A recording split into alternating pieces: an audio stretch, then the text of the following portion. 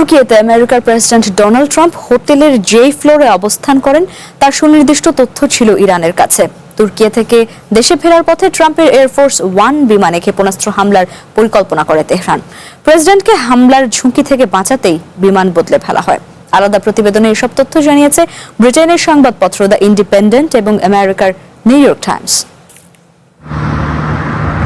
গত ৮ জুলাই তুর্কির রাজধানী আঙ্কারায় নেটো সম্মেলন শেষে ক্যামেরার সামনে হাসি মুখেই ঐতিহ্যবাহী এয়ারফোর্স ওয়ান বিমানে ওঠেন আমেরিকার প্রেসিডেন্ট ডোনাল্ড ট্রাম্প। কিন্তু সাংবাদিক ও ক্যামেরার চোখ এড়িয়ে বিমানের ভেতরেই শুরু হয় চরম নাটকীয় এক গোপন অভিযান।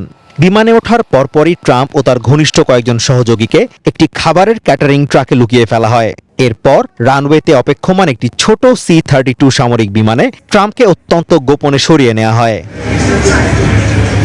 ব্রিটিশ সংবাদপত্র দ্য ইন্ডিপেন্ডেন্ট বলছে, আমেরিকার গোয়েন্দারা খবর পান ট্রাম্প যে বিমানেই সফর করুন না কেন সেটিকে লক্ষ্য করে সারফেস টু এয়ার এবং কাঁধে রেখে নিক্ষেপযোগ্য ক্ষেপণাস্ত্র হামলা চালাতে পারে ইরান।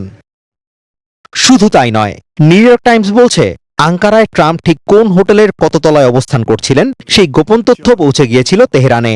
চরম ঝুঁকি এড়াতেই সিক্রেট সার্ভিস ট্রাম্পকে ভিন্ন বিমানে করে ব্রিটেনে নিয়ে যায়।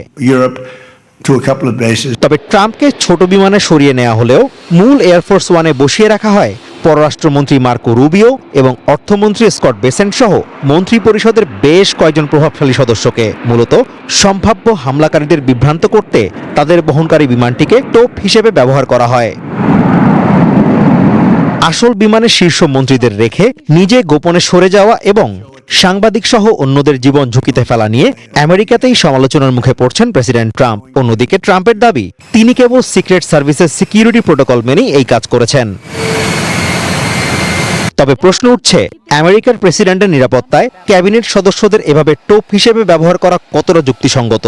এর আগেও একাধিকবার ট্রাম্পের উপর প্রাণঘাতী হামলার চেষ্টা হলেও আন্তর্জাতিক আকাশসীমায় সরাসরি প্রেসিডেন্টের বিমান ও পুরো কূটনৈতিক বহর লক্ষ্য করে ক্ষেপণাস্ত্র হামলার এই ইরানি ছক পেন্টাগন ও ওয়াশিংটনের নিরাপত্তা ব্যবস্থাকে এক অভূতপূর্ব ঝাঁকুনি দিয়েছে। Azimur Rashid Kanak, one international desk.